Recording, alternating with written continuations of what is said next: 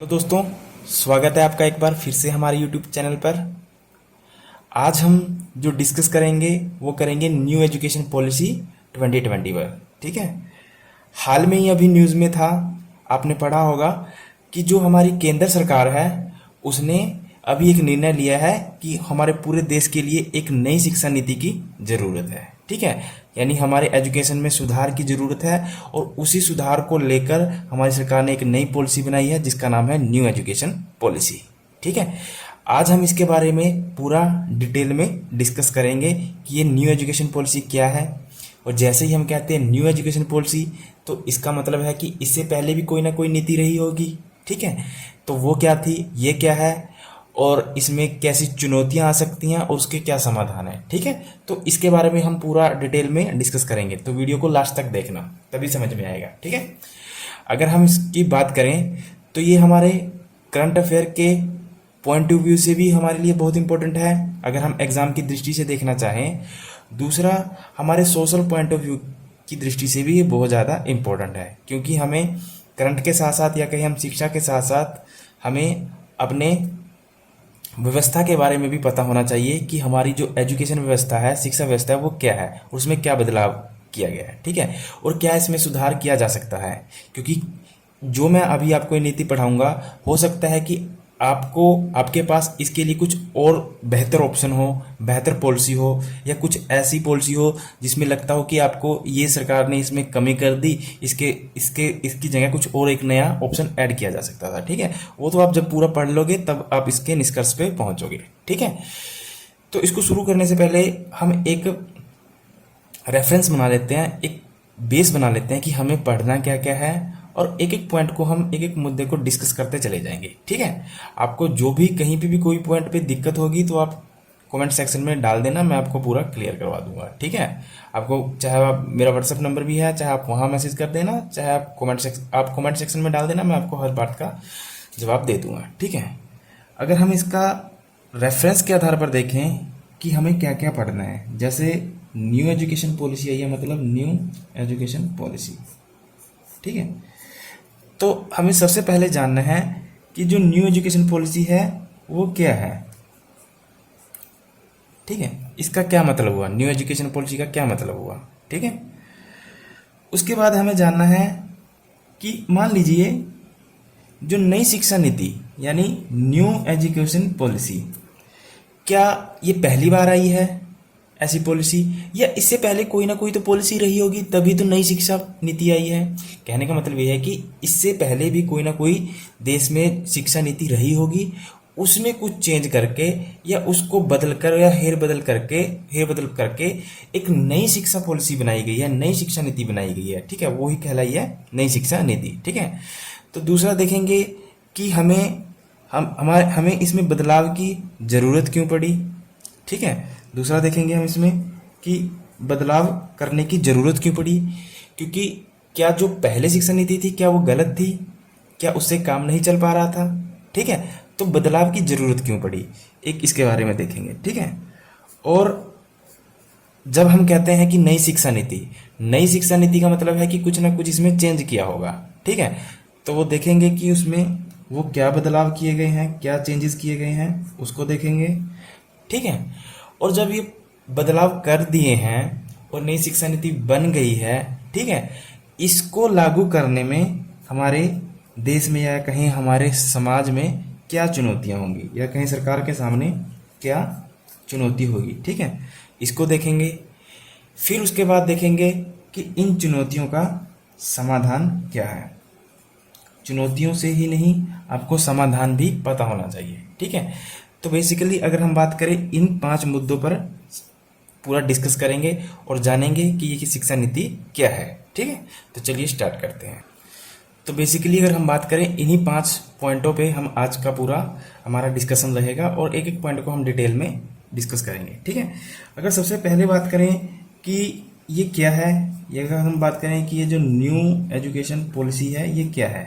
ठीक है, तो इसमें क्या किया जाएगा, इसका सीधा सीधा मतलब ये है कि हमें स्कूलों में कब तक पढ़ना है। अगर हम बात करें स्कूल की कि हमें स्कूलों में कब तक पढ़ना है, और बोर्ड कौन सी क्लास में होगा, ग्रेजुएशन कितनी साल की होगी, बोर्ड कौन सी क्लास में होगा, ग्रेजुएशन कितने साल की होगी, ठीक है, क्या पढ़ाया जाएगा स्कूलों में, सिलेबस क्या होगा, इन्हीं सभी चीज़ों के लेकर, इन्हीं सभी मुद्दों को लेकर, इन्हीं सभी कॉन्सेप्ट को लेकर, इन्हीं सभी के लिए जो नीति बनाई जाएगी वही कहलाई है नई शिक्षा नीति। ठीक है, तो नई शिक्षा नीति का मतलब क्या हुआ कि स्कूलों में क्या पढ़ाया जाना है, क्या सिलेबस होगा, ग्रेजुएशन कितने साल की होगी, जैसे कि अभी आपको पता है कि ग्रेजुएशन 3 साल की होती है, अब इसमें क्या चेंज किया गया है। ठीक है, स्कूलों में क्या चेंज किया गया है, स्कूलों में पहले कैसी व्यवस्था थी तो अब कैसी की गई है, वो सारा हम डिटेल में जो बदलाव है उसमें पढ़ेंगे। ठीक है,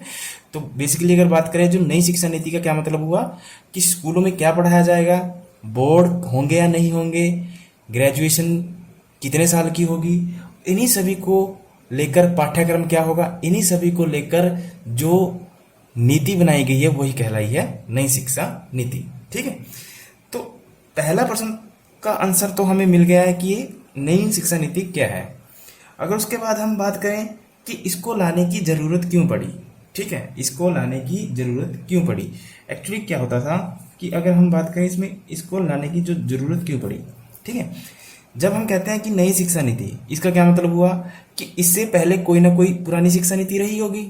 ठीक है, इससे पहले कोई ना कोई तो पॉलिसी रही होगी, तभी तो नहीं आई है। ठीक है, तो इससे पहले क्या हुआ था कि 1986 में जब राजीव गांधी पीएम थे तो उनके कार्यकाल में एक नई शिक्षा नीति बनी थी। ठीक है, और बाद में इसमें जाकर 1992 में जब पीवी नरसिम्हा राव की सरकार थी तब इसमें कुछ संशोधन किए गए थे। ठीक है, उसके बाद इसको चेंज करने की जरूरत क्यों पड़ी।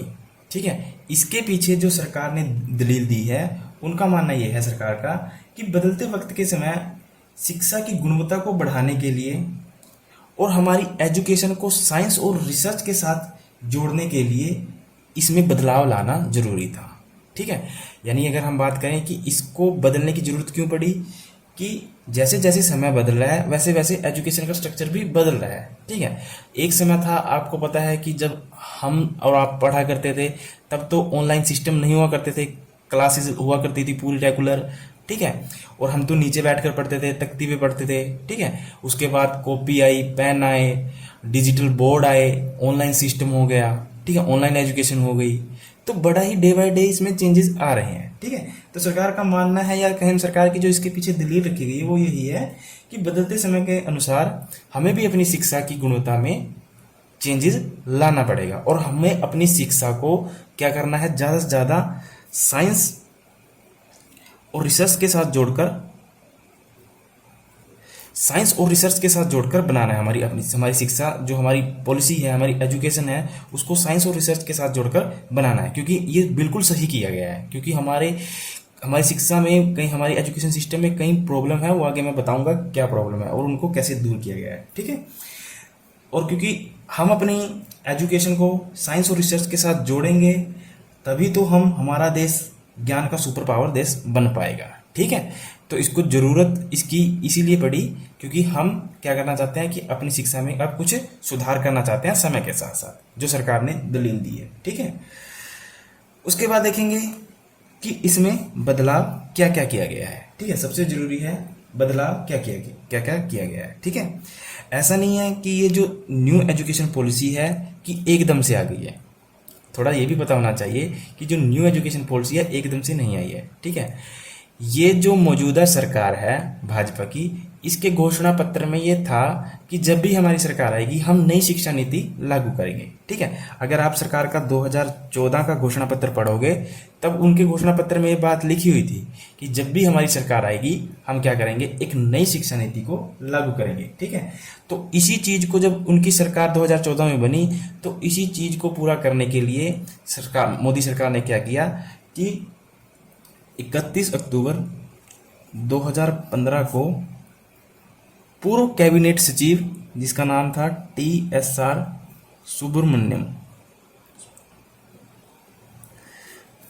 सुब्रमण्यम, दिखाई दे रहा है, TSR सुब्रमण्यम की अध्यक्षता में 5 सदस्यों की एक कमेटी बनाई, एक समिति बनाई और उनको काम दिया गया कि आप भारत के लिए नई एजुकेशन पॉलिसी के लिए एक अलग से एक नया ड्राफ्ट तैयार करिए। ठीक है, तो ये 5 सदस्यों की जो समिति थी, इसने अपनी रिपोर्ट 27 मई 2016 को सौंप दी। 27 मई 2016 को क्या की, अपनी रिपोर्ट दी। ठीक है, इसने अपनी रिपोर्ट में क्या कहा, ये हमारे लिए इतना इंपॉर्टेंट नहीं है। ठीक है, फिर दोबारा सरकार ने क्या किया, 24 मई 2017 को, फिर 24 मई 2017 को इसरो के एक पूर्व वैज्ञानिक कस्तूरी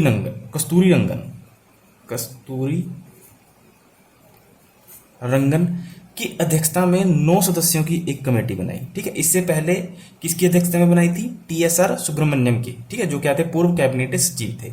और उसमें कितने सदस्य थे, 5 सदस्य थे। और कब बनाई थी, 31 अक्टूबर को बनाई थी। और इसने अपनी रिपोर्ट कब दी, 27 मई 2016 को। ठीक है, उसके बाद सरकार ने क्या किया, 24 मई 2017 को कस्तूरी रंगन की अध्यक्षता में 9 सदस्यों की एक समिति बनाई और कहा कि आप भारत में शिक्षा में बदलाव के लिए एक नया ड्राफ्ट तैयार करिए, एक नई पॉलिसी बनाइए। ठीक है, तो इस कमेटी ने जो अपनी रिपोर्ट प्रस्तुत की वो 31 मई 2019 को HRD मिनिस्टर के सामने प्रस्तुत की। और जो हमारे HRD मिनिस्टर हैं वो क्या है, रमेश पोखरियाल। ठीक है, तो जो कस्तूरी रंगन समिति थी, जो इसने अपनी रिपोर्ट प्रस्तुत की, वो की 31 मई 2019 को। ठीक है, और किसके सामने की, HRD मिनिस्टर के सामने, रमेश पोखरियाल के सामने। तो रमेश पोखरियाल ने क्या किया कि जो ये कस्तूरी रंगन रिपोर्ट थी, इसको पढ़ने के लिए भेज दिया जनता में कि आप इसमें पढ़िए, आपको जो भी दिक्कत है, जो भी बदलाव करवाना है, अपने सुझाव दीजिए। ठीक है, तो इसी रिपोर्ट को लेकर जो इनके पास जो सुझाव आए, कम से कम 2 लाख लोगों ने अपने सुझाव दिए। और इन 2 लाख लोगों के सुझाव के बाद ही सरकार ने क्या किया, जो एक तो जो इन्होंने अपनी समिति बनाई थी कस्तूरी रंगन और TS सुब्रमण्यम की अध्यक्षता में, इससे पहले 5 सदस्य, उसके बाद 9 सदस्य कमेटी बनाई थी।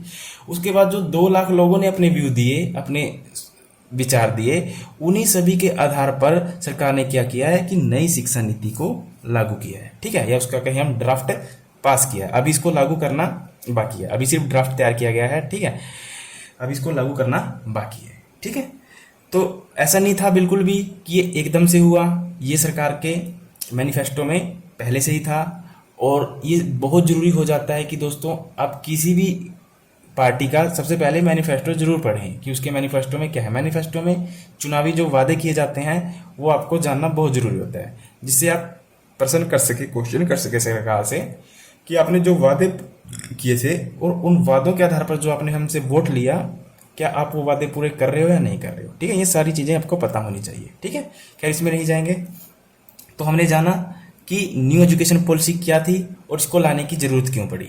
ठीक है, उसके बाद है कि इसमें जो बदलाव किए गए, जो इसमें चेंजेस किए गए, वो क्या क्या किए गए। ठीक है, सबसे जो इम्पोर्टेंट पॉइंट है वो है इसका चेंजेस, कि इसमें क्या बदलाव किया गया। ठीक है, अगर हम इसकी बात करें चेंजेस की, ठीक है, तो चेंजेस को भी हम 2 आधारों में बांट सकते हैं। एक तो हायर एजुकेशन के आधार पर कि हायर एजुकेशन में क्या चेंज किया गया है, और दूसरा प्राइमरी एजुकेशन के आधार पर कि प्राइमरी एजुकेशन में क्या क्या चेंज किया गया है। ठीक है, तो इन बदलावों को हम एक एक को दोनों आधार पर पढ़ेंगे कि हायर एजुकेशन में क्या चेंज किया गया है और प्राइमरी एजुकेशन में क्या चेंज किया गया है। ठीक है, तो सबसे पहले हम जो पढ़ेंगे हायर एजुकेशन के बारे में पढ़ लेते हैं। ठीक है, हायर एजुकेशन में क्या क्या चेंज किया गया है।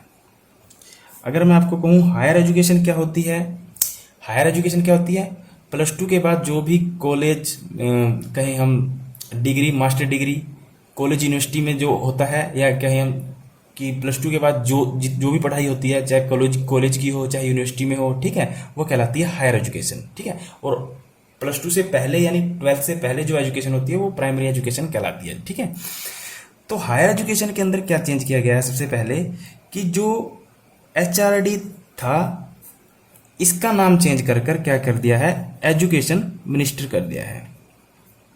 पहले क्या था, HRD हुआ करता था। एक्चुअली हुआ क्या था कि जब देश आज़ाद हुआ 1950 से लेकर 1985 तक एजुकेशन ही नाम हुआ करता था, शिक्षा मंत्री हुआ करते थे और इसके लिए अलग से एक शिक्षा मंत्रालय हुआ करता था। ठीक है, पर जब राजीव गांधी की सरकार आई तो उन्होंने क्या किया, शिक्षा मंत्री की जगह, एजुकेशन मिनिस्ट्री की जगह एचआरडी मिनिस्टर लिखवा दिया। ठीक है, यानी एचआरडी मतलब ह्यूमन रिसोर्स डेवलपमेंट। ठीक है, बट जब 2018 की बात है, जो आरएसएस का एक शिक्षण संस्थान है, तो उन्होंने इस चीज का विरोध किया कि जो मानव है उसको संसाधन क्यों माना जाए। ठीक है, तो इसको लेकर इसमें कुछ ना कुछ बदलाव किया जाए।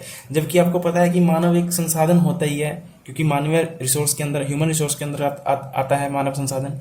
ठीक है, तो इसमें जो एक सबसे बड़ा चेंज किया गया है वो क्या गया है कि एचआरडी का जो नाम बदलकर वो क्या कर दिया गया है, एजुकेशन मिनिस्टर। यानी जो रमेश पोखरियाल हैं अब वो एचआरडी मिनिस्टर ना कहलाकर क्या कहलाएंगे, एजुकेशन मिनिस्टर, यानी क्या कहलाएंगे, शिक्षा मंत्री कहलाएंगे। एक बार दूसरा चेंज क्या किया गया है इसके अंदर, जो हायर एजुकेशन होगी वो होगी मल्टीपल एंट्री एंड एग्जिस्ट। ठीक है, जो हायर एजुकेशन होगी वो किस आधार पर होगी, मल्टीपल एंट्री एंड एग्जिस्ट के आधार पर। इसका क्या मतलब हुआ, मान लीजिए किसी बच्चे ने बीटेक में एडमिशन लिया, कहीं होते हैं शरारती, शौक शौक में बीटेक में एडमिशन ले लेते हैं, और 2 साल बाद उसका बीटेक से मन उबक गया। ठीक है, तो वो क्या करते थे पहले, जैसे कि मान लीजिए बीटेक में एडमिशन लिया और 2 साल बाद लगा कि उनको कि बीटेक नहीं हो पाएगी, तो बीटेक को छोड़ देते थे। ठीक है, फिर किसी दूसरी स्ट्रीम में एडमिशन ले लेते थे, जैसे बीए में ले लिया, बीकॉम में ले लिया, बीएससी में ले लेते थे। ठीक है, तो इससे क्या होता था कि उसके जो 2 साल थे वो वेस्ट हो जाया करते थे, यानी 2 साल का टाइम पीरियड खत्म हो जाया करता था। तो जो नई एजुकेशन पॉलिसी आई है, जो हायर एजुकेशन के अंदर जो बदलाव किया गया है, वो सबसे अच्छा बदलाव किया गया है। जैसे कि मान लीजिए अगर कोई व्यक्ति बीटेक करता है, ठीक है, और बीटेक है आपको पता है 4 साल की, और उसने जो बीटेक की उसने 1 ही साल की। ठीक है, अगर वो 1 साल करता है तो उसे क्या मिलेगा, 1 साल का सर्टिफिकेट मिलेगा बीटेक का। ठीक है, अगर वो 2 साल करता है तो उसको क्या मिलेगा, डिप्लोमा मिलेगा, 2 साल का डिप्लोमा मिलेगा। अगर वो 4 साल करता है तो 4 साल के बाद तो उसको डिग्री मिलेगी ही मिलेगी। ठीक है, तो इसका मतलब ये हुआ कि आपने जितना पढ़ा है वो आपका वेस्ट नहीं जाएगा। ठीक है, और सरकार की जो ये न्यू पॉलिसी आई है, इसमें जो इसको नाम दिया गया है वो दिया गया है क्रेडिट ट्रांसफर, एस फर।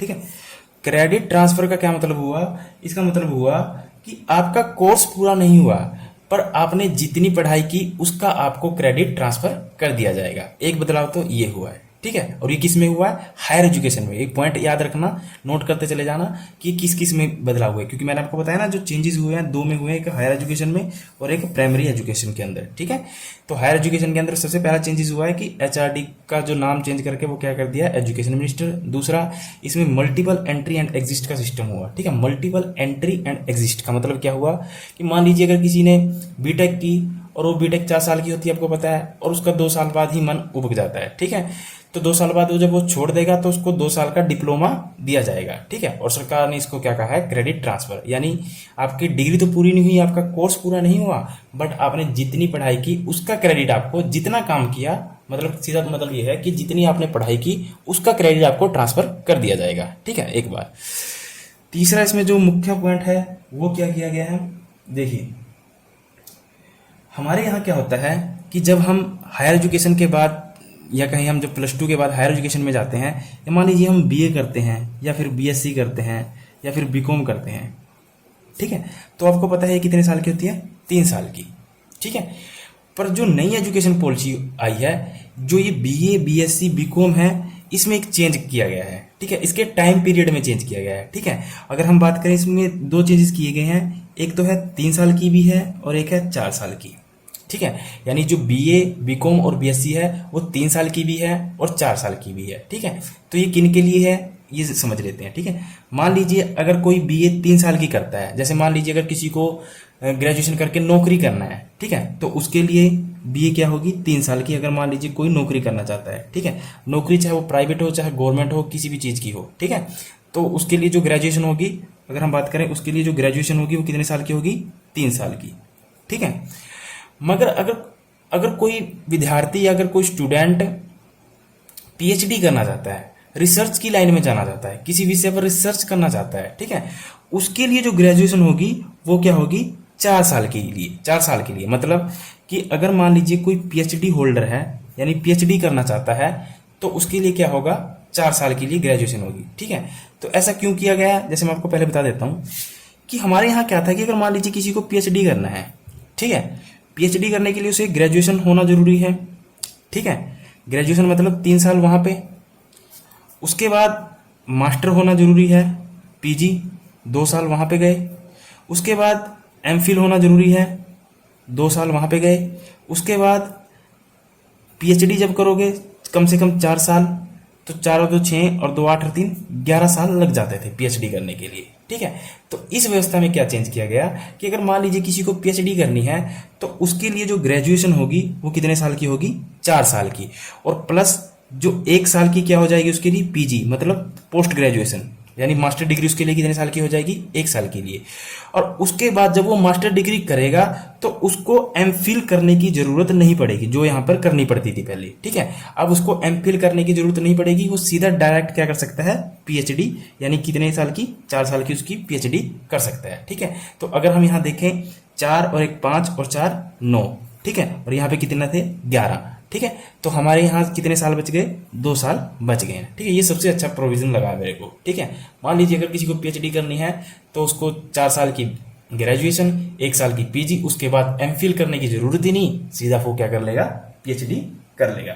ठीक है, तो आई होप आपको ये समझ में आया होगा। ठीक है, उसके बाद अगर हम बात करें चौथा इसमें जो बदलाव किया गया है, देखिए हमारे यहाँ क्या होता है कि जब भी हम +2 पास करके जब हम कॉलेज में जाते हैं तो हमें क्या करना होता है, हमें अपने विषय को चुनना होता है। जैसे मान लीजिए अगर मैं बीकॉम करता हूं, ठीक है, तो मुझे क्या करना पड़ेगा, हमारे जो बीकॉम में सब्जेक्ट होंगे वो होगा account, business study, economics, math, इस टाइप के सब्जेक्ट होंगे। ठीक है, अगर मैं बीएससी को चुनता हूं तो उसमें क्या होगा, फिजिक्स, केमिस्ट्री, मैथ, इस चीज के सब्जेक्ट होंगे। ठीक है, अगर मैं आर्ट्स को चुनता हूं तो आर्ट्स में क्या होगा, history, polity, geography, Hindi, English, इस टाइप के सब्जेक्ट होंगे। ठीक है, तो हायर एजुकेशन के अंदर एक व्यवस्था की गई, वो की गई है मल्टी,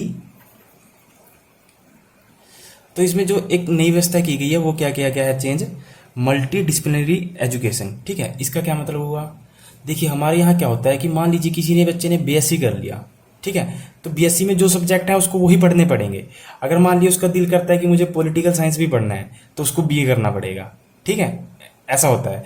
अगर मान लीजिए किसी ने बीएससी किया और बीएससी करने के बाद उसका मन हो गया कि मुझे यूपीएससी करना है, और यूपीएससी में तो फिजिक्स केमिस्ट्री का इतना रोल है नहीं, क्योंकि यूपीएससी में तो आपको पता है पॉलिटिकल साइंस, ज्योग्राफी और हिस्ट्री, इन चीज़ों का ज़्यादा रोल है, मतलब बीए का ज़्यादा रोल है। ठीक है, तो इसी चीज़ को नज़र रखते हुए, इसी चीज़ को देखते हुए इसमें जो बदलाव किया गया है मल्टी डिसिप्लिनरी एजुकेशन में, ये किया गया है कि अब कोई भी स्ट्रीम चुनना कंपलसरी नहीं है। ठीक है, कोई भी स्ट्रीम चुनना कंपलसरी नहीं है।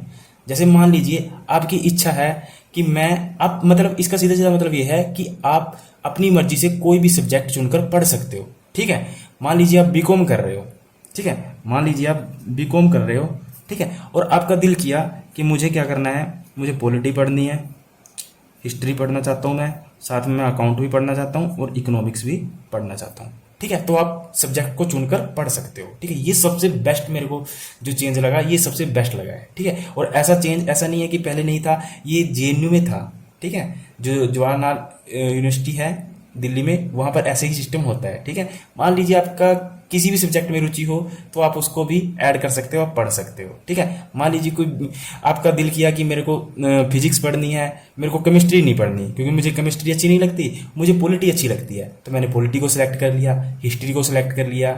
मेरे को हिंदी नहीं अच्छी लगती, मैंने इंग्लिश को सिलेक्ट कर लिया, इंग्लिश नहीं अच्छी लगती, मैंने हिंदी को सिलेक्ट कर लिया। ठीक है, तो कोई कंपल्सन नहीं है कि अगर स्ट्रीम है तो आपको स्ट्रीम के अनुसार ही चलना पड़ेगा। ठीक है, तो आप अपनी इच्छा के अनुसार, अपनी रुचि के अनुसार क्या कर सकते हैं, अपना सब्जेक्ट चूज कर सकते हैं, अपने विषयों को चूज कर सकते हैं। ठीक है, ये सबसे अच्छा बदलाव हुआ है मेरे नज़र में। ठीक है, आई होप आपको ये भी बदलाव, ये बदलाव आपको भी अच्छा लगा होगा।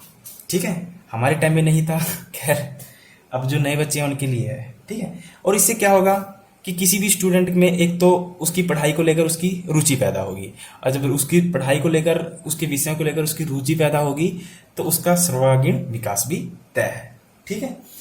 दूसरा, इसमें जो एक और चेंज किया गया है, अगर मैं बात करूं, यहाँ दिखाई दे रहा है, पांचवा जो चेंज किया गया है, देखिए हमारे यहाँ क्या था, आपने इसका नाम सुना होगा, यूजीसी AICTE, ठीक है।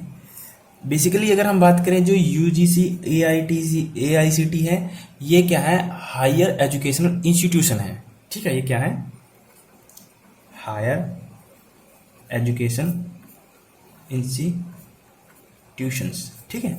और इनका क्या काम होता है कि हायर एजुकेशन के लिए नियम बनाना, रूल बनाना, ठीक है। तो यूजीसी अलग नियम बनाती है हायर एजुकेशन के लिए, AICTE अलग नियम बनाती है, ठीक है।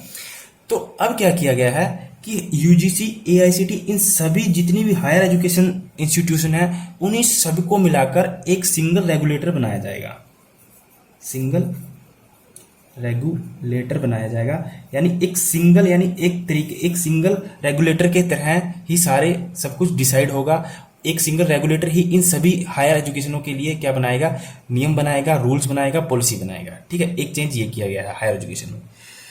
एक चेंज, सबसे अच्छा चेंज किया गया है, अगर मैं बात करूं, देखिए हमारे यहाँ क्या होता है, मान लीजिए एक बच्चा है, वो पढ़ता है दिल्ली यूनिवर्सिटी में, DU में, ठीक है।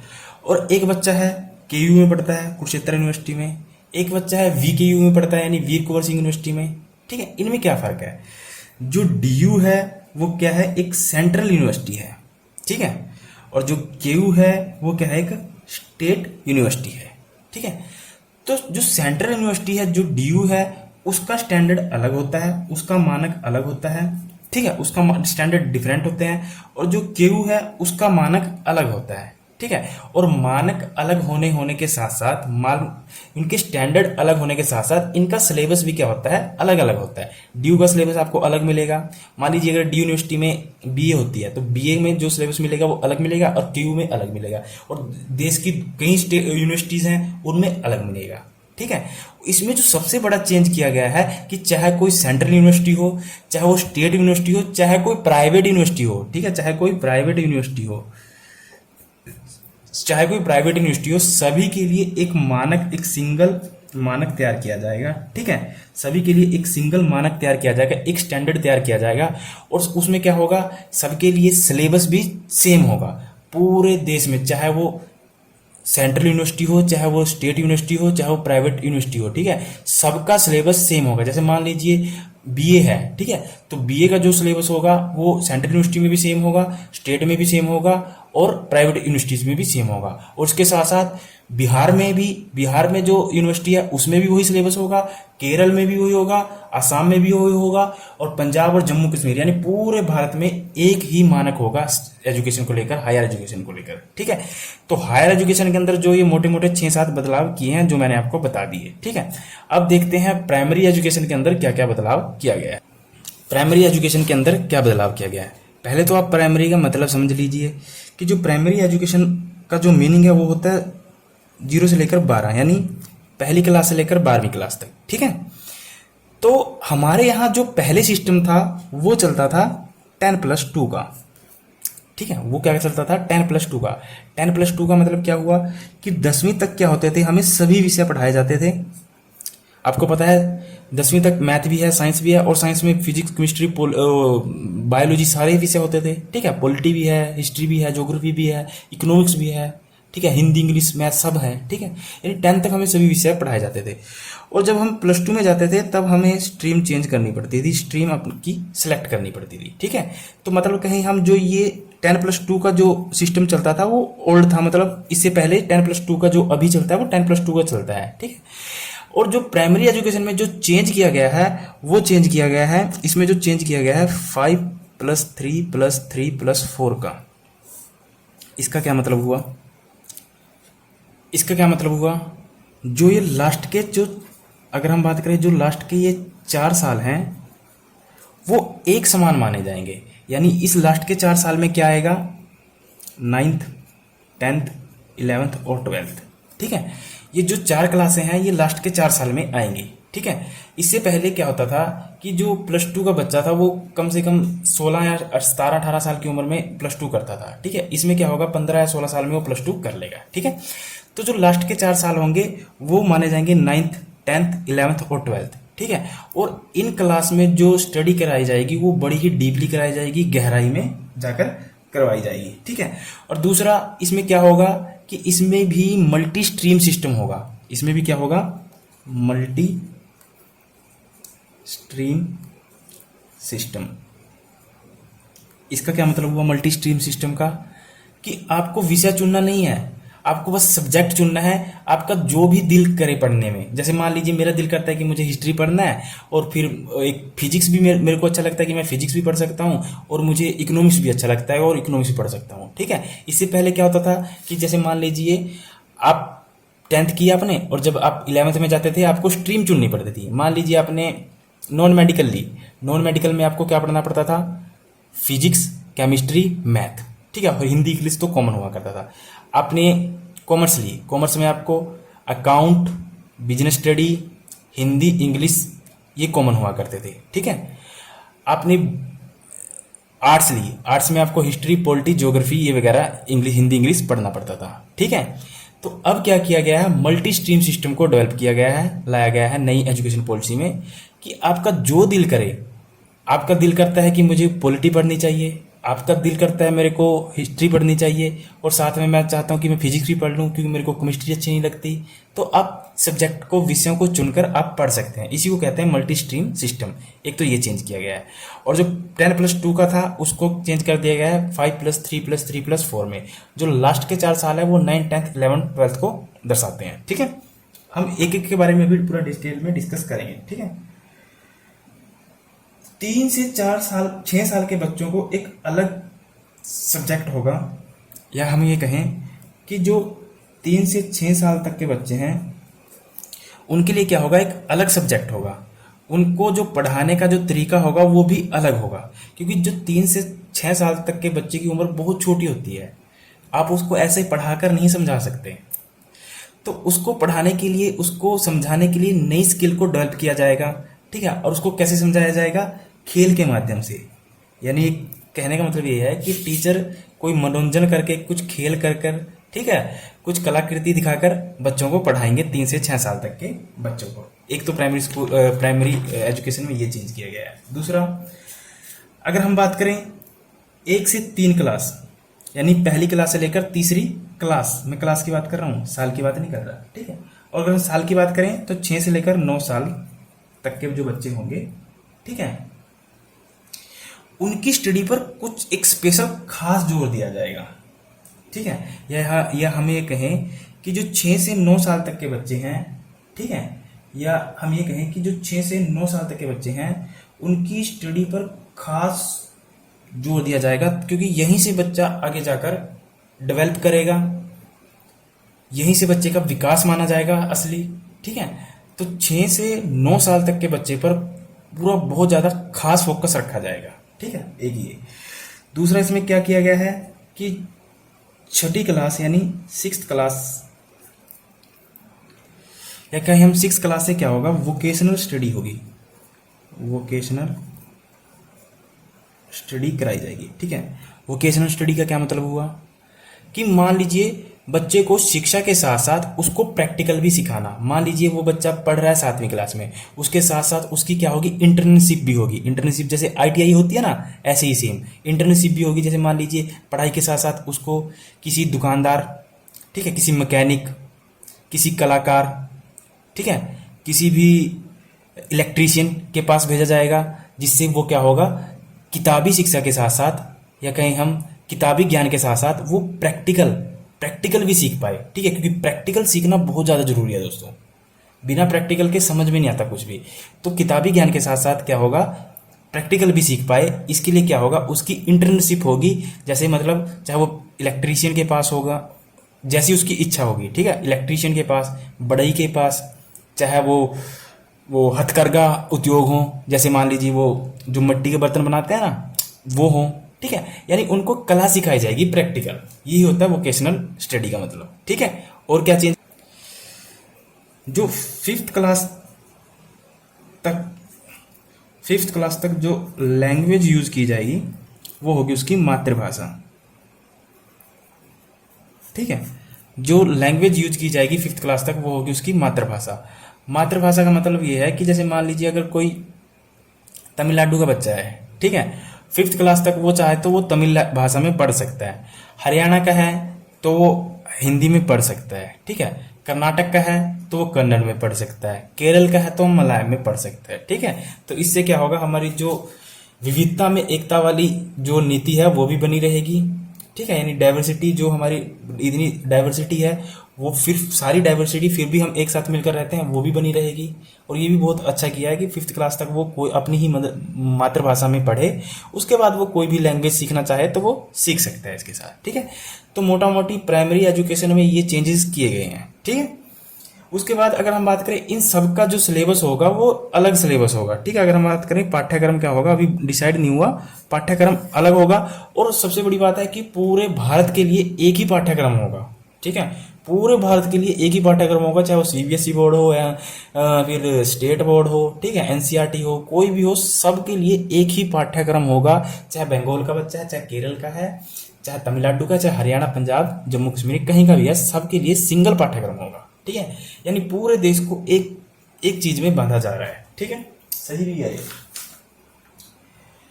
उसके बाद सबसे जो बड़ा हुआ था वो था बोर्ड को लेकर, कि बोर्ड की परीक्षाओं का क्या होगा, ठीक है। जैसे बोर्ड को लेकर कई बच्चों के मन में बहुत डर होता है, तो बोर्ड में व्यवस्था की जा रही है कि क्या पता बोर्ड में ऑब्जेक्टिव टाइप क्वेश्चन भी करवाए जाएं, ठीक है। यानी बोर्ड की परीक्षा में एमसीक्यू भी पूछे जाएं, ऑब्जेक्टिव टाइप क्वेश्चन, ठीक है। और साल में 2 बार बोर्ड की परीक्षा ली जाए, जिससे बच्चों में जो बोर्ड को लेकर जो डर है वो निकल जाए, ठीक है।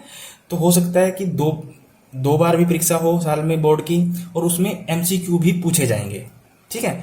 और उसके साथ साथ जैसे कि जो रिपोर्ट कार्ड मिलता है बच्चों का, उसमें जो रिपोर्ट कार्ड में क्या होता है, जो रिपोर्ट कार्ड देखा होगा आपने, रिपोर्ट कार्ड, उसमें क्या करता है, जो टीचर क्या करता है, बच्चे का मूल्यांकन करता है कि ये बच्चा कैसा है पढ़ने में, ठीक है, कैसा चल रहा है आजकल, इसने काम करता है नहीं करता है, स्कूल में बच्चों का टीचर का कहना मानता है नहीं मानता है, ठीक है। तो जो रिपोर्ट कार्ड होता है उसमें जो टीचर मूल्यांकन करता है किसका, स्टूडेंट का, ठीक है। अगर हम बात करें टीचर मूल्यांकन करता है किसका, स्टूडेंट का।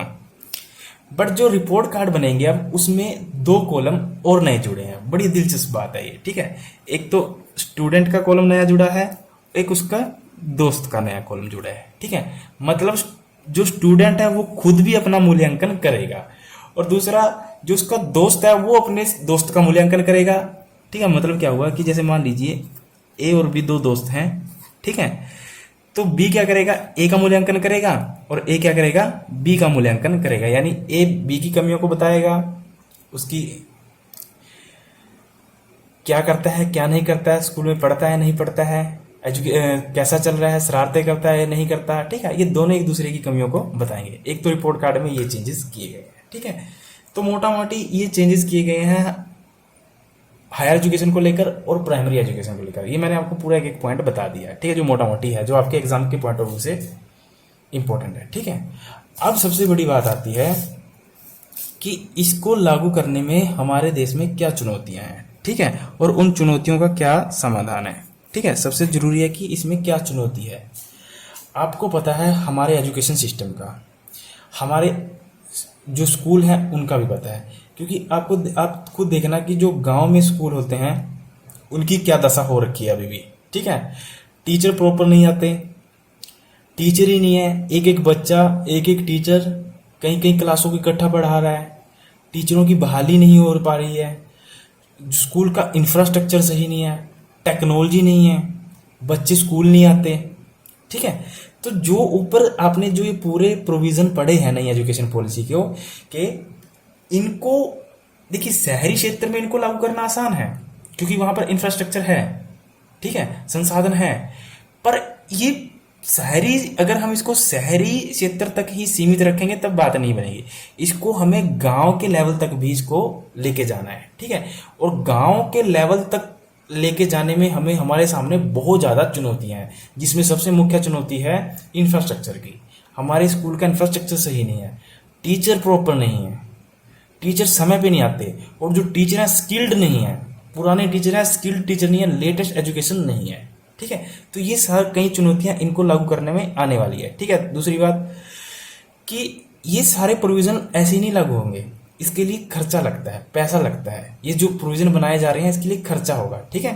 तो इससे पहले जो एजुकेशन पे जो खर्च किया जाता था वो जीडीपी का 1.7% किया जाता था, ठीक है। और जो ये नई पॉलिसी बनाई है उसमें जो जीडीपी का बोला गया है कि 6% किया जाएगा, ठीक है। हमारी जो टोटल जीडीपी है तो उसका कितना प्रतिशत किया जाएगा, 6% इस पर खर्च किया जाएगा। इससे पहले 1.7% खर्च किया जाता है, ठीक है। तो देखिए दोस्तों, अगर किसी भी देश को डेवलप करना है, ठीक है, तो वहाँ सबसे जरूरी होता है कि वहाँ का एजुकेशन स्ट्रक्चर सही होना चाहिए, ठीक है। और कोई भी सरकार एजुकेशन पे जितना ज़्यादा खर्च करेगी तभी वहाँ के लोगों का विकास हो सकता है, ठीक है। अगर इस बात में कोई भी दो राय नहीं है कि आज भी हमारा एजुकेशन सिस्टम फॉरेन के एजुकेशन सिस्टम से बहुत पीछे है। उनके एजुकेशन सिस्टम तक हमें पहुंचने के लिए कम से कम 100 साल लग जाएंगे और भी अभी भी। तो आप खुद समझ सकते हो कि फॉरेन का एजुकेशन सिस्टम कितना अच्छा होगा। हम बहुत पीछे हैं। तो इसके कई रीजन हो सकते हैं, राजनीतिक भी हो सकते हैं, ठीक है, और खुद के भी कई रीजन हो सकते हैं। कभी हम लोगों ने आवाज़ ही नहीं उठाई इसको लेकर, ठीक है। वो तो खैर अलग बात है, उसके बारे में फिर बाद में डिस्कस करेंगे। तो इसमें जो बताया गया है कि जीडीपी का 6% खर्च किया जाएगा, ठीक है। तो चुनौतियां क्या है मैंने आपको बता दी। इंफ्रास्ट्रक्चर, टीचर प्रॉपर नहीं है, ठीक है, समय पे नहीं आते टीचर, स्किल्ड नहीं है टीचर, ठीक है। दूसरा, इसका समाधान क्या होगा, ठीक है। अगर ये जो पॉलिसी बनाई है, अगर हम बात करें इस पूरी पॉलिसीज को गांव के लेवल तक पहुंचाना है, तो इसके लिए जो प्रशासन होता है, एडमिनिस्ट्रेशन, उसका चुस्त होना सबसे ज़्यादा जरूरी है। क्योंकि सरकार का काम होता है नीतियों को बनाना, और जो नीतियों को जो लागू करवाना है, जमीनी स्तर तक लेके जाना है, वो काम होता है प्रशासन का, ठीक है। ये आपको पता होगा। और प्रशासन में कौन आता है, आईएएस, आईपीएस अधिकारी, ठीक है, ये आते हैं, एसडीएम वगैरह। इनका काम क्या होता है, सरकार की नीतियों को जमीनी स्तर तक लेके जाना। अगर प्रशासन ही भ्रष्ट होगा, ठीक है, क्योंकि भ्रष्टाचार भी इसमें एक बड़ी समस्या पैदा करेगा इसको लागू करने में। तो प्रशासन ही अगर भ्रष्ट होगा तब ये नीतियां गांव के लेवल तक, गांव के स्कूलों तक कैसे जाएंगी, ठीक है। तो सबसे जरूरी है कि जो प्रशासन है उसका चुस्त होना सबसे ज़्यादा जरूरी है। दूसरा, कि जो हमारी जनता है, आम जनता है, उसका अवेयर होना भी बहुत ज़्यादा जरूरी है, ठीक है। और अवेयर कैसे किया जाएगा उसको, समाचार पत्रों के माध्यम से, न्यूज़ के माध्यम से समय समय पर बिल्कुल ही आसान भाषा में लोगों को समझाया जाए, जिससे लोग इसको आसानी से इन चीज़ों को समझ सके और जान सके कि हमारे क्या अधिकार हैं शिक्षा को लेकर, और सरकार ने जो पॉलिसी बनाई है कि क्या मेरे गांव के स्कूल में वो चीज़ें लागू हो पा रही हैं, नहीं हो पा रही हैं, ठीक है। तो ये इसके दो मुख्य समाधान हैं, एक तो प्रशासन, दूसरा जनता खुद ज़्यादा अवेयर रहे। इसमें जो सबसे मेन रोल है वो है जनता का और प्रशासन का। जनता अगर खुद भी अवेयर रहेगी तब भी इन पॉलिसी को लागू करना या कहीं गांव के स्तर तक ले आने में कोई बड़ी प्रॉब्लम नहीं होगी, अगर जनता अवेयर रहेगी, अगर जनता को पता होगा इन एजुकेशन पॉलिसी के बारे में। और जनता कैसे अवेयर होगी, जब समाचार पत्रों के माध्यम से जनता तक चीज़ें पहुंचाई जाएंगी, रेडियो के माध्यम से जनता तक पहुंचाई जाएगी, न्यूज़ के माध्यम से जनता तक पहुंचाई जाएगी। क्योंकि आज तो सोशल मीडिया बहुत है, इन सोशल मीडिया का यूज़ अगर इन चीज़ों के लिए किया जाएगा तब हम इन लक्ष्यों को आसानी से प्राप्त कर सकते हैं, ठीक है। तो आई होप आपको ये जो नई एजुकेशन पॉलिसी है ये सारा समझ में आया होगा, ठीक है। इसमें हमने क्या पढ़ा, ये क्या है, इसकी जरूरत क्यों पड़ी थी, इसमें क्या क्या बदलाव आए, बदलाव में हमने देखा हायर एजुकेशन में क्या आया, प्राइमरी एजुकेशन में क्या आया, इसको लागू करने में चुनौतियां क्या थी और इसके क्या समाधान है, ठीक है। आई होप आपको समझ में आया होगा। अगर आपको समझ में आया तो दोस्तों वीडियो को लाइक करें।